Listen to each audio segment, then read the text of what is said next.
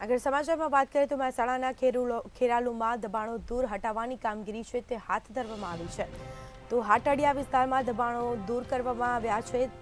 દબાણો દૂર કરવાની કામગીરી છે તે હાથ ધરવામાં આવી છે। નગરપાલિકા દ્વારા દબાણો દૂર કરવાની કામગીરી છે તે શરૂ કરવામાં આવી છે।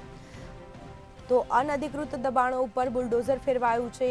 પોલીસના ચુસ્ત બંદોબસ્ત સાથે દબાણ હટાવવાની કામગીરી છે તે હાથ ધરવામાં આવી છે।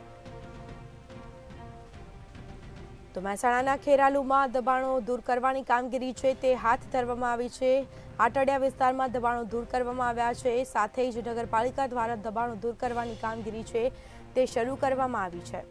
તો અનધિકૃત દબાણો ઉપર બુલડોઝર ફેરવાયું હતું, જેમાં પોલીસના ચુસ્ત બંદોબસ્ત સાથે દબાણ હટાવવાની કામગીરી છે તે હાથ ધરવામાં આવી હતી।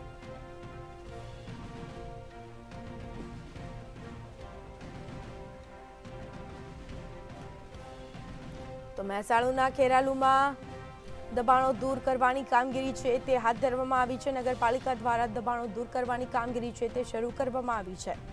અનધિકૃત દબાણો ઉપર બુલડોઝર ફેરવવામાં આવ્યું છે। પોલીસના ચુસ્ત બંદોબસ્ત સાથે દબાણ હટાવવાની કામગીરી છે તે હાથ ધરવામાં આવી છે।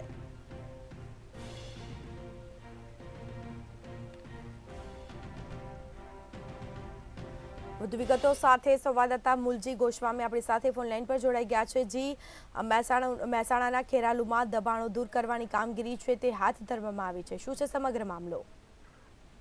જી ચોક્કસથી આજે સવારે નગરપાલિકા તંત્ર અને પોલીસના ચુસ્ત બંદોબસ્ત વચ્ચે આજે આઠડિયા વિસ્તારથી પંચમુખી હનુમાન સુધીના વિસ્તારોમાં અનધિકૃત રીતે જે દબાણ કરેલા છે દબાણોને હટાવવાની કામગીરી તંત્ર દ્વારા હાથ ધરવામાં આવી છે। હાલ તો અત્યારે આઠડિયા વિસ્તારમાં કામગીરી ચાલુ કરવામાં આવી છે અને શાંતિપૂર્ણ માહોલની અંદર કામગીરી ચાલુ થઈ રહી છે। અને વિશેષમાં જે અનધિકૃત દબાણમાં જે મકાનોને નીચેનું જે બાંધકામ કરવામાં આવેલું છે, જેવી રીતે સંડાસ બાથરૂમ હોય અથવા તો પગથિયા હોય તેની કામગીરી હટાવવાની આજે ફૂલ જોશની અંદર ખેરાલુ તંત્ર દ્વારા કામગીરી હાથ ધરવામાં આવી છે। જી, તમામ જાણકારી આપવા બદલ આપનો આભાર।